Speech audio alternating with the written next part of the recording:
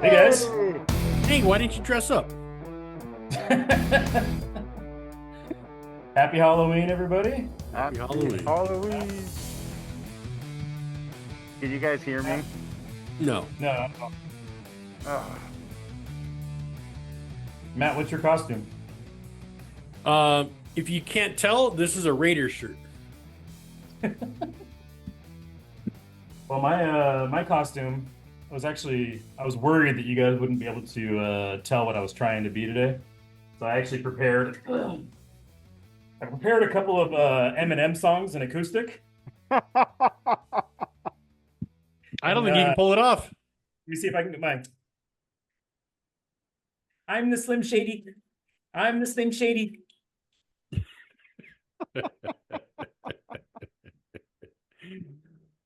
You know, if you guys would have given me more than like 15-minute heads up, I still wouldn't have dressed up.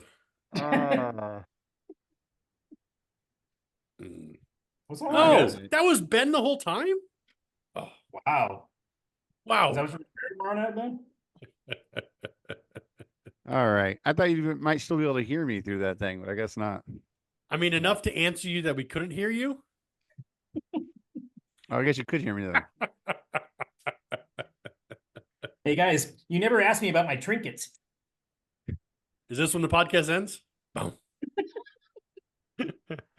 Come on, brother. That was well done, Nate. Well Get in done. the spirit. Get in the spirit, man. It's Dude, I just didn't have time, guys. I just got home. I know you didn't. Yeah. You don't got to shit all over our fun that we're having here. I was enjoying both of your costumes. Oh wait, are we taking 100%. costumes off now? Okay, good. Well, I wanted to keep rocking this Take thing. it off, buddy. Woo, woo. I wanted to keep wearing it, but apparently it didn't. I didn't think through the headphones. I could hear you guys, but I don't. I mean, if you wanted to just speak up louder, it could probably work. no, it's all good. Okay. So, welcome in, everyone. How was your weekend? Wonderful. Weekend was good. Yeah. Yeah, I lost in Dynasty. And Well, whoa. I was going to hold that one for a minute, but I would like to thank Ben for letting Justin win.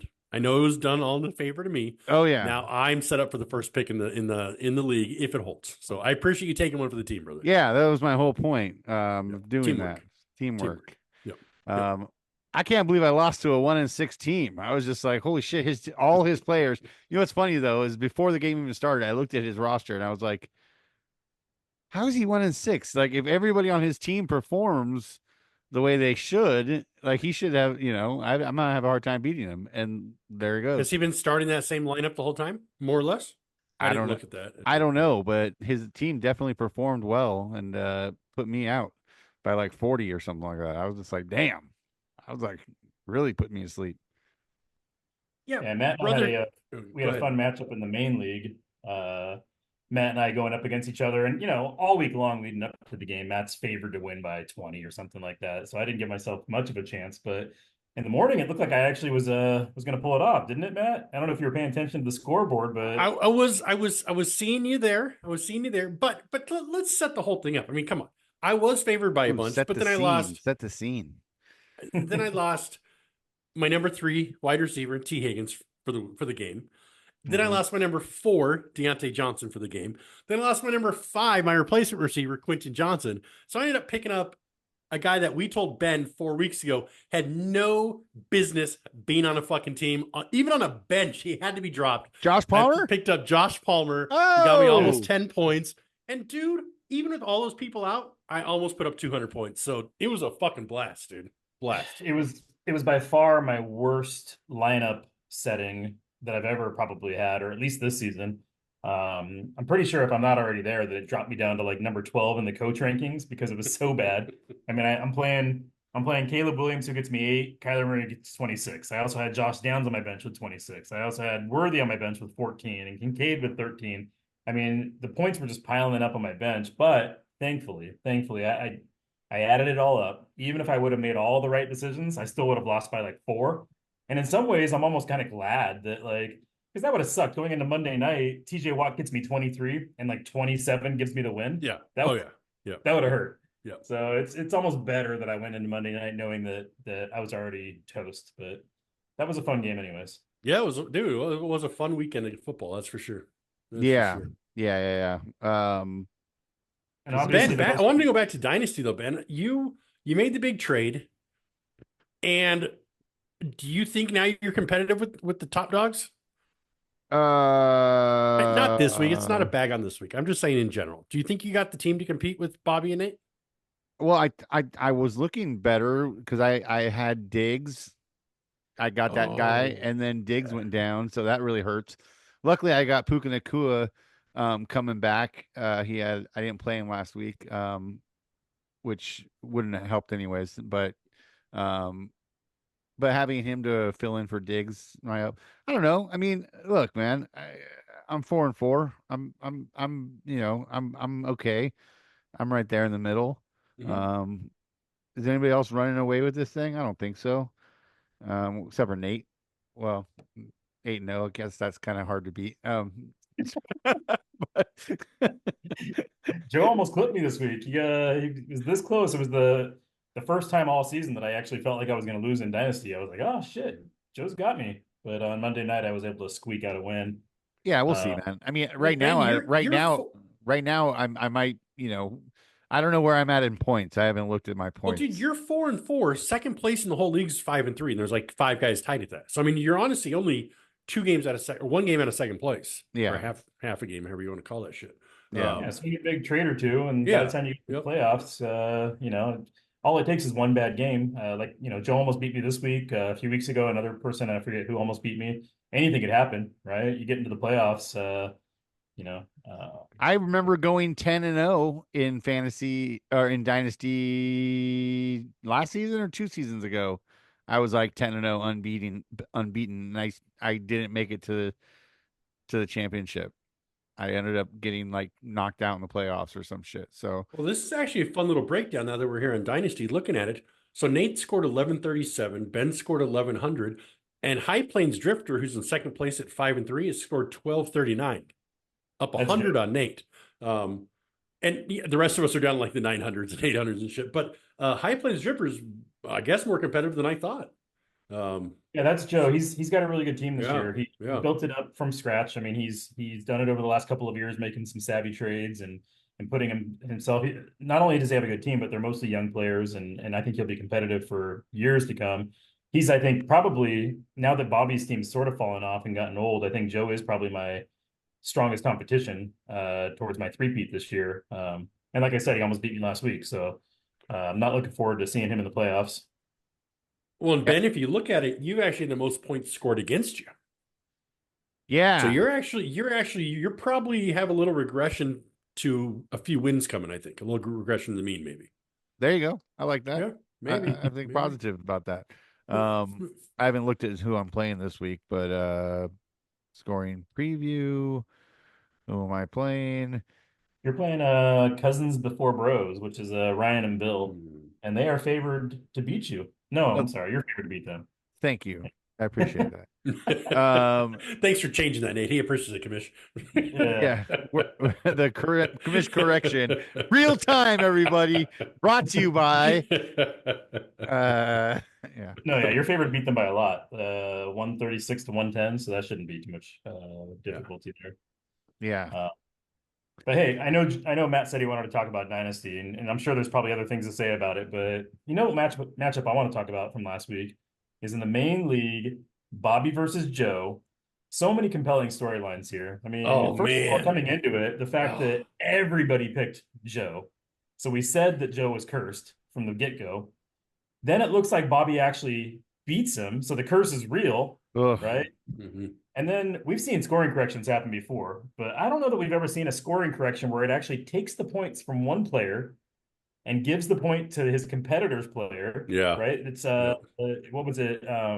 It takes it away from Bobby's player who was on Atlanta. I think who was it? Zay Flowers. Yeah, Zay yeah. Flowers. It's just a fun, dude. Listen, I went into Monday night, and I'm like, oh my god, Jeff's losing, Joe's losing, Ryan's losing. I'm picking up a game on everybody in my division, everybody. And it was like all the losing teams, everybody by losing record was going to win, and all the winners were going to lose if those scores held. And man, it flipped quick in 4 hours too. It really flipped quick. Yeah, it's crazy. And it was I didn't such pick a nothing. it was just the right amount of points to give Joe the win because their final score was 155.4 to 155.8. So that one little shift gave Joe the win and gave Bobby basically the only 2-6 record in the league. Everybody else has at least 3 wins, and Bobby's the only person at 2-6. Now, does that happen? I know you said obviously. Does that happen with non-decimal points? I don't know. You would have to really kind of add up every single player's stat line to figure that out, and I don't have the time or energy to do that. No, but with decimals on yardage, I would be almost impossible for it to have flipped. Well, no, what he's saying is, would it have been the other way? Without decimals, I don't think he would have got the win. I think it would have been reversed and who won. Ooh, there's no way. I mean, so Matt, you just take off all the yardage after the 10th place, buddy. I know. Take all the ones out. You have to do it for every player. Some players mathematics. Mathematics. Some players argue with him. Some players on his team have 72 yards. All some math players can be have figured out. 148. Right. And so the point shifts this way or that way, depending on who the player is, and you have to do it for 11 players. So it's math. We could figure it out if we wanted to. So I'm just undoable. Look, I'm just trying to figure out if somebody should be mad at Matt for talking us into decimal points. You could not even do the last half of that sentence. Just somebody mad at Matt? Probably. Probably. I mean, you know me.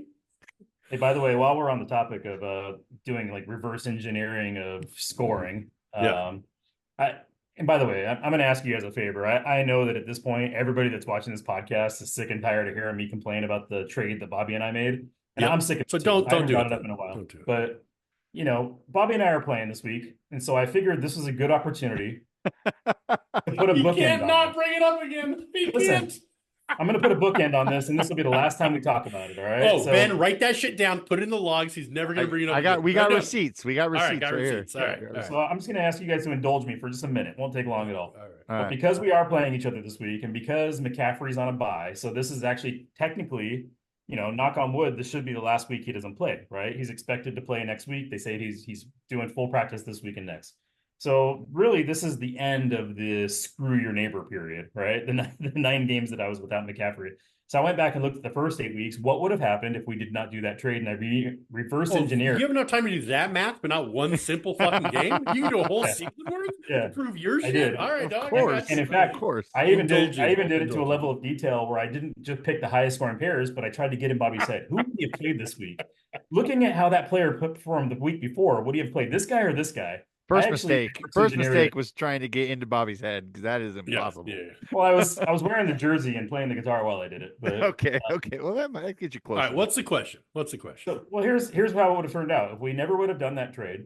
Right now, my record is 3-5. Mm-hmm. If I wouldn't have done that trade, if I had a Debo and Olave and Brian Robinson, I would have beat Josh week 2. I would have beat Joe week 4. So my record actually right now would be 5-3, and I'd be right there in the playoff hunt with you guys that are up there in the playoffs. But obviously, I made a stupid trade, so I'm 3-5. Bobby, on the other hand, if he doesn't do the trade, he literally does not have a single change to his win-loss record. Every single week would have been exactly the same as it was if he didn't have those players. So in other words, he screwed me for nothing.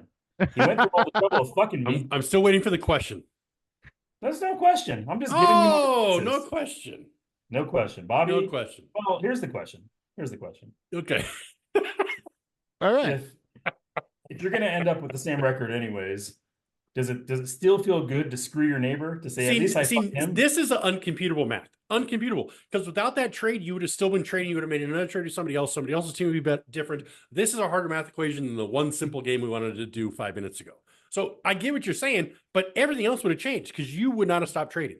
So I don't know if this can be figured out.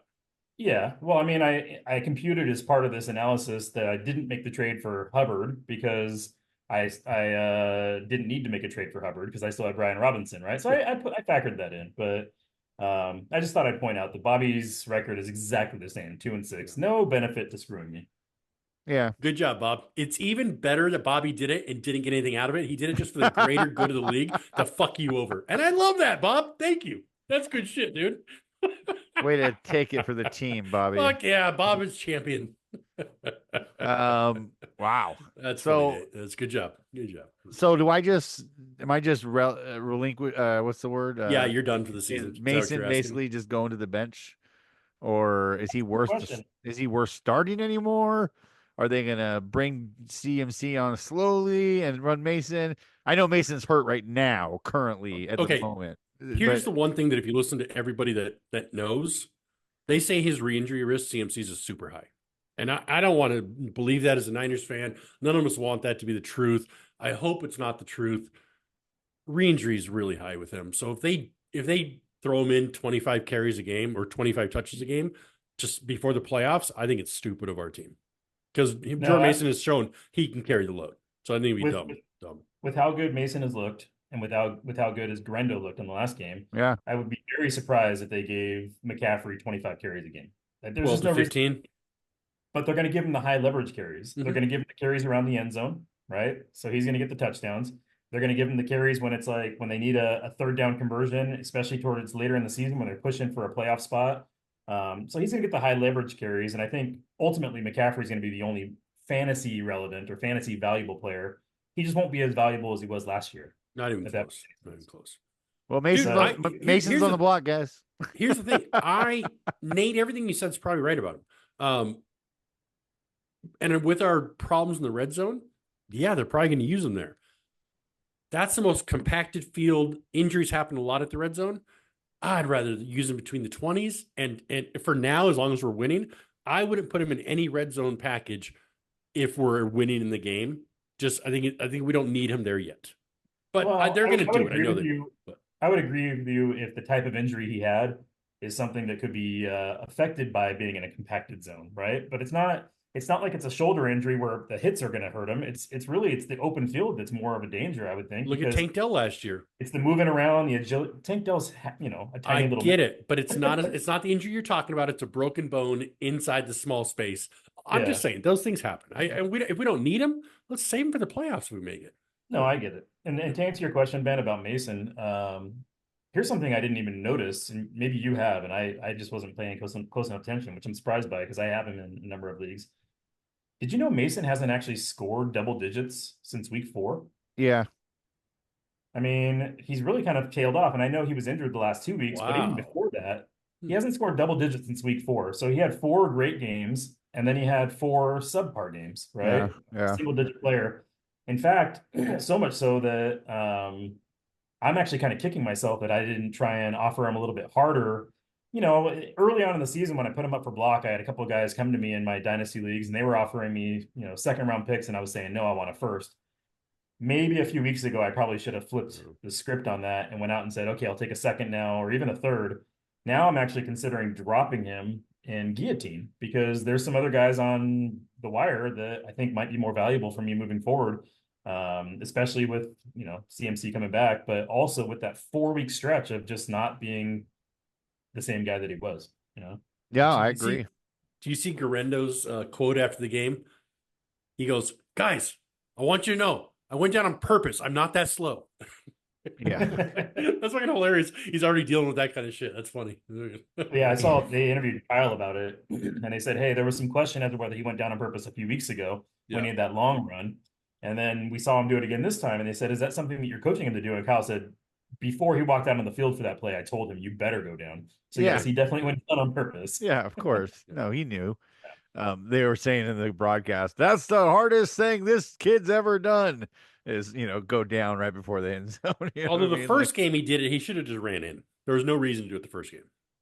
No need to. No need to. It's the same reason. It was, it was a close game and only a few minutes left, and you want to burn the clock. But I think when you're especially when Garendo looks as good as he's looked, it's in his best interest, Mason's, to curry favor with the coaches, right? You don't want to piss off the coaching staff right now. You want to make sure that when CMC comes back, you are the primary backup. You don't want to be the third guy. So coach says go down, you go down. Ben, I think they're going to be kind of like Montgomery Gibbs. I think they're both going to get 12 to 15 touches. You don't think so? 12 to 15 touches? Well, it's not that I don't think he's going to get touches. I don't think they're going to be the high value touches, not the Montgomery touches. Montgomery's touches are in the red zone, and he's getting all the high value short yardage stuff. Mm-hmm. And Gibbs is getting all the receiving work, right?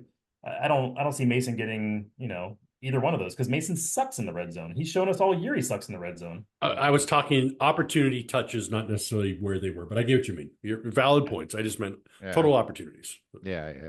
Startable because there's not a lot of running backs out there getting 12 to 15 touches a game. So let's just stay with me.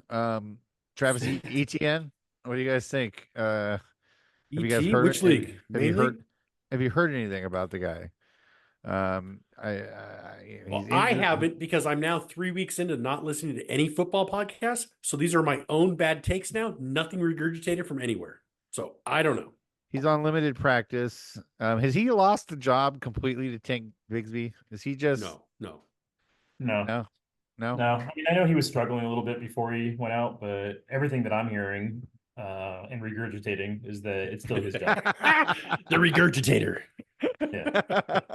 I'm hearing that when he's healthy, it's still his job and Tank is his backup. Okay. Yeah. All right, that's cool. I was just curious if you guys have heard something because all I keep seeing is he's injured. There's not he's limited at practice. He wasn't great even before he was injured. He was okay. He's definitely not getting the reception work that he was last season. You know what I mean? Like he's regressed a lot in that area. So, anyways, just curious what you guys thought. Holy shit! Who's the cake eaters? Who's the cake eaters in guillotine? That's Jamie. 425 on Puka. Holy shit! Oh damn! I got way outbid. But the circumciser at 218 is that you, Nate? Circumciser? Yeah, it's me. Yeah, 218 at Chimera. I was at like just under 200, and then I dropped it down. So wait, it tells you that it was me? I thought it only says next highest and tells you who it is. You can actually see it's circumciser. I'm just on the transactions page to see who won it. Oh, 218. You mean I paid 218 for Chimera. Got it. No. Okay. Sorry. Who did I say? Well, no, I also have a 218 bid on Puka. So I thought you were saying that I had the second highest on Puka. Gotcha. I did 218 for both because I couldn't get both. If you multiply 218 by 2, it was $1 more than what I had. So I knew that I'm only getting one of them. So I put 218 on both guys, and I ended up getting Kamara, which I think I probably needed a running back more than I needed Puka, anyways. Dude, there's barely anybody got picked up this week. There's a lot of guys still out there. That's crazy. Yeah. Yeah, I'm gonna go around. When's the second round of? It runs every day. 3 o'clock today, I think 2 o'clock tomorrow. Okay, so I can like 11 o'clock on game day or something. Okay, so I can just keep any day. Got it. Did you forget to put in your bids, or no? I put in bids. You did. I had bids on Puka I dropped them way down though at lunchtime. I dropped them way down. I had Puka I think under 100 and Kamara just over 100, and I had like $11 on Kyle Pitts. And you're chop, right? Yeah. So now you have like double what anybody else has. Yeah, I'm gonna fuck you guys up the rest of the way if I win this week. It's almost like you have too much though, because having double what anybody else has, like you can't even use that much money, right? We'll see. We shall. I mean, see. I know guys last year who had too much money at the end. I don't think we're there yet though. I think there's still plenty of guys left. Okay. Yeah. Well, I mean, I look at some of the teams in the guillotine, and I'm like, how are these teams still around? Like, they're playing shit players, right? And I'm like, I think you didn't spend any money yesterday or today, I guess, and I think you're projected for second lowest right now. Now I know you're probably going to pick somebody up, before the end of the week. That can't be true, dude. I've been like top 3 all fucking week. Where do you see the projections? You just go to the live scoring. Oh man, it does have me way down. Somebody's got to be hurt or something. Yeah, it's got projected for 106. You're the second lowest. What happened? Oh, they took Jordan Love's points away. So I got no quarterback in. So I'll put in Kirk Cousins. I'll be right back up to the top. Yeah. Okay, gotcha. Yeah. I'm down at the bottom at 106. I'm one of those guys you were talking about. That puts me up. That puts me up to 4th highest, right? I spent all my fab early, so I'm still struggling, just trying to get people. I was kind of hoping Ryan was going to get eliminated last week. We're not dude, listen, I knew he wasn't playing a tight end. I waited before the first game I saw it. I was like, ooh, he's not going to do it before the second. Sorry, Ryan, but I need somebody to lose. Well, obviously I don't know this other guy. He's one of Jeff's friends, right? That's playing. And so if I'm choosing between some random stranger staying in the league or Ryan, I would typically say I want Ryan to be in the league. Yeah. But when I went to go look at their rosters, I saw that Ryan has CMC, and I thought, oh, Ryan's a team. If we don't get him out now, it might be difficult to get him out later. So we both screwed him. I love it. Love your friends. Screw him over. But Ryan ended up winning by like a fraction of a point. I mean, he Yeah. just barely snuck by. Yeah. And so, it'll be interesting to see if Ryan gets knocked out this week. How much does CMC go for, knowing that, like you said, we have no idea what his workload is going to be. You have the most money. Are you gonna make sure that you get CMC by outbidding everybody for CMC? I don't think so, dude. I mean, I running backs that I fucking love. I mean, I Dobbins, Montgomery, A-Chain, Mostert. I mean, I'm double covered on Miami, and they're all through their buys. That's why I lowered my bid on Kamara, because I'm like, man, what I want is the stud receiver. That's who I'm waiting for, a stud receiver to come up. Did you just say that you don't need CMC because you have Mostert as my fourth, which said I had Miami's backfield covered? Well, let's put it this way. You have 533 right now. The next closest is 364. So you're about like 170 higher.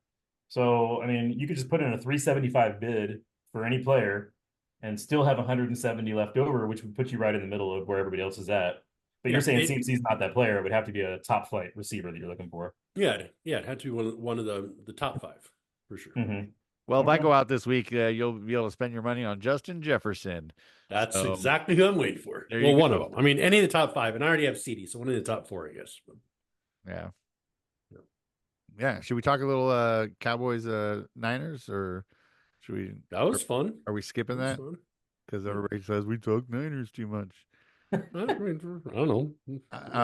What do you got to say about it? What do you want to say? Well, it was an exciting game. I mean, it was a little too exciting. Actually, was it? Dude, those CeeDee Lamb's 2 touchdowns were the most wide open I've seen an NFL receiver of his caliber in a decade. Yeah, he was so far open on his touchdowns. We should be embarrassed, fucking embarrassed of how our defense played. That was terrible. Yeah, I agree. That's not exciting at all, dude. Well, I was using it as I like to win, but that was dude.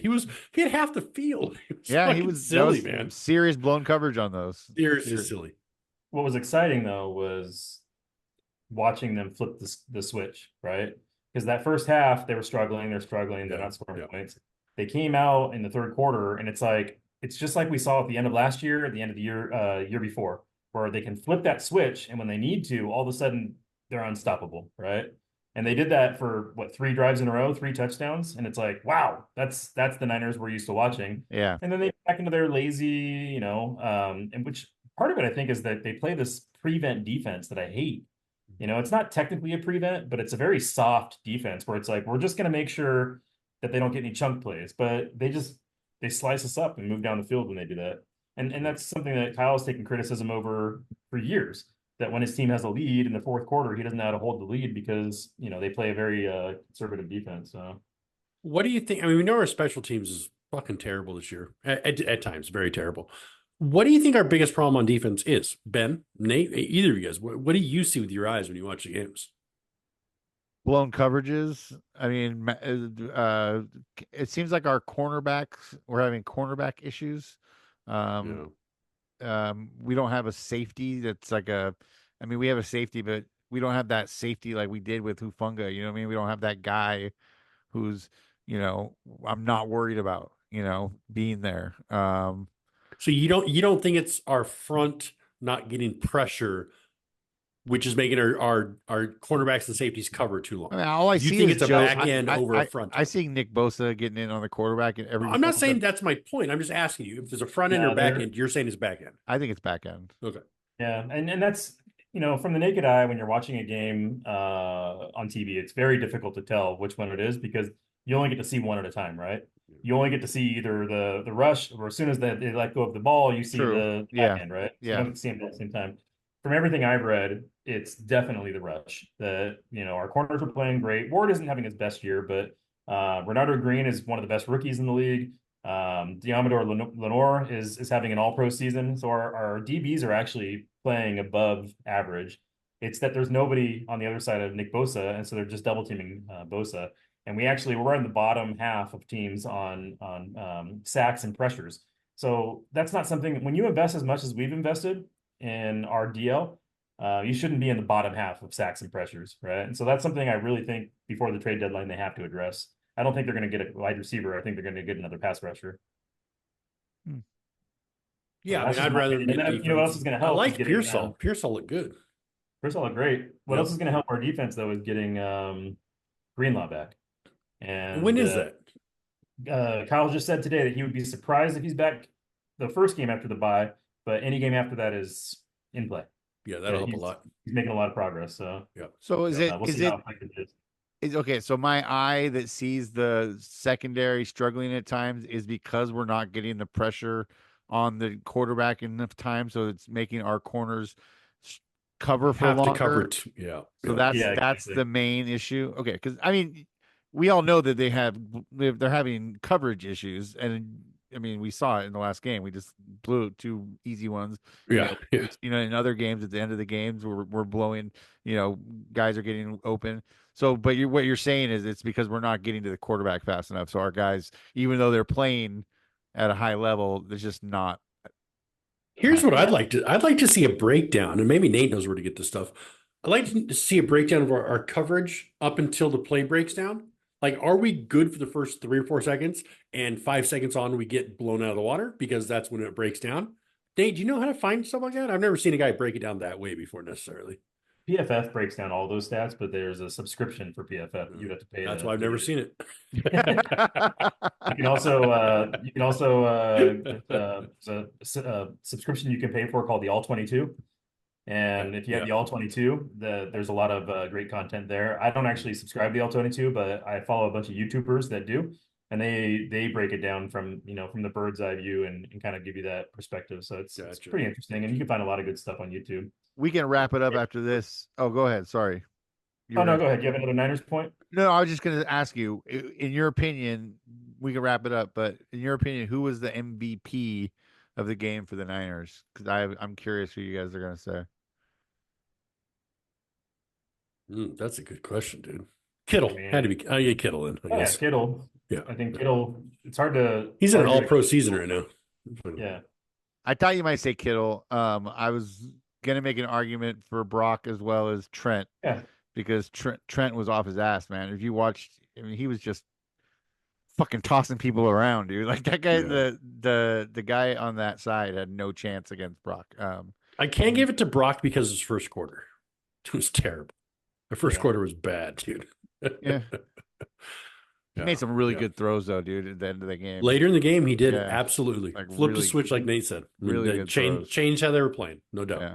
Anyways, move on. What were you going to say, Nate? Well, I was going to say, before we run out of time here, something we teased in the Empire thread is that we were going to talk about this. Oh, yes. Oh, yeah. Break that down. Yeah. So it's interesting because sometimes I have bouts of insomnia and I wake up super early in the morning. I woke up at 2 this morning and I couldn't fall back asleep. And so I'm just kind of looking at stuff and I thought, let me go see if there's anybody on anybody's. And I saw that he was on a practice squad. And I thought to myself, I better put in a bid because if I don't do it, somebody else is going to do it. You haven't said who we were talking about. Maybe somebody's not paying attention. Cedric Tillman. Yeah. Cedric Tillman, who's looking awesome. He was a 3rd round NFL draft pick just 2 years ago. Didn't do much in his rookie year. Didn't do much the beginning part of this year, but as soon as Cooper got traded, he's been great. And especially now they're passing a lot more with Jameis Winston. He's somebody that shows a lot of promise, moving forward. Maybe we'll see. We've seen guys have 2 games like this in the past and then they're nothing, right? Yeah. But we'll see. So my dynasty team is over here waving, going, Cedric Tillman's on my practice squad. Send me an offer. Cedric Tillman's over here. Why do you only want him in one league, dog? Come get him.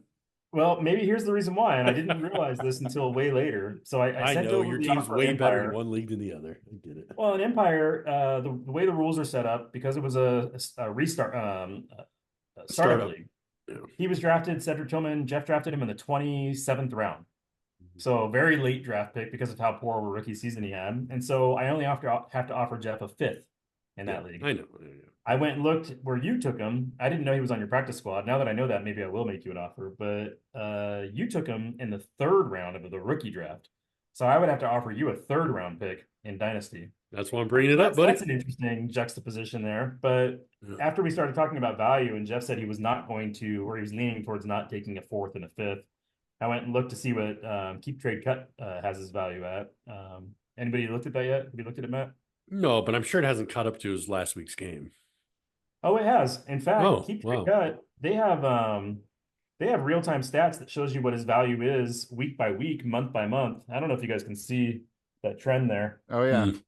Nice. All of a sudden it shot up. That's his last two games. So 2250, what's that, like a fifth round pick? Mid-fifth? No, 2250 is a mid-third. Is it really? Whoa. Yeah. Mid-third. So he was basically being valued like a fifth round pick. And then all of a sudden he has those two games. He's a mid-third right now. So yeah, Jeff probably shouldn't trade him for anything less than a third. Yeah. Although if you plug in, Keep Trade Cut doesn't let you put in fifth rounders. It only lets you go up to fourth. But if you plug in 3 late fourths, it says that's fair too. Whatever, because Joe I got that angle coming again. All right, no. So all this is going to take is me to send Jeff a third, and I got this thing sewed up. Well, no, you got to follow the protocol. You got to say, hey, you got to do it through the system, and then I have the chance to match because I was the one that initiated the purchase from the practice squad. Sean's already said in the thread that he's thinking about offering a third. I honestly think now that, if Jeff looks at Keep Trade Cut and now that he's hearing this pod and he's hearing us talk about him, I think Jeff probably holds unless he gets maybe a late second. Yeah. And I'd have no reason to trade him in Dynasty because I'm rebuilding. There's no reason to get rid of a fucking rookie looks like that in a rebuild. So. Yeah. But Ben, what you should do is reach out to Jeff if you want him and say, hey, if you bump him up to your bench, we can trade people. We can trade players. I'd have to clear all this. Somebody on my team you want us traded for. I'd have to clear all this through my general manager. Mountain Man? Mountain Man. Mountain Man. All right. Yeah. Yeah, and I looked at Jeff's bench. He's got a couple of guys on his bench that he can cut, and it's not going to hurt him too bad. So, assume we all do in Dynasty. Well, this is the first year of this league, so you think this would be a little bit, guys that you actually still have hope in. You don't want to lose yet, right? But he's got a couple of guys, in my opinion. Obviously he may have a different, value on these guys than I do, but. It'll be interesting to see how it goes. It's always fun to get into these bidding wars. I think it started this morning with me saying a fifth, and then Joe's a fifth and a fourth, and then Sean's like a fifth and a fourth this year, and then Joe then offered a fifth and a fourth, and then a fifth next year. It's fun to have a little activity in the league every once in a while. So Nate, I'm a little surprised because weeks ago you said you don't think your team's good enough to compete in there, and I know it's so tight. We're actually all still in competition, honestly. But you really haven't made any moves where you make more moves than anybody. Is there a reason why you haven't started swapping picks and really trying to grow this team like you have your other teams? Are you just giving people a year to try and learn, and then you're going to fuck people up next year? Like, you don't seem nearly as active on this trade as you do in other leagues. Yeah, I mean, that it might be a combination of things. It might be that I'm in so many leagues that right now I'm focused on the leagues or the teams that I feel like have a chance to win championships this year. Yeah. Right. My secondary priority is probably some of my teams where I'm tanking. And so I'm trying really hard to trade off some of those teams and get rid of veterans for picks. This league, I feel like I'm on track. Like, I'm probably not going to win it this year, but I've got a really strong nucleus of young quarterbacks and young wide receivers.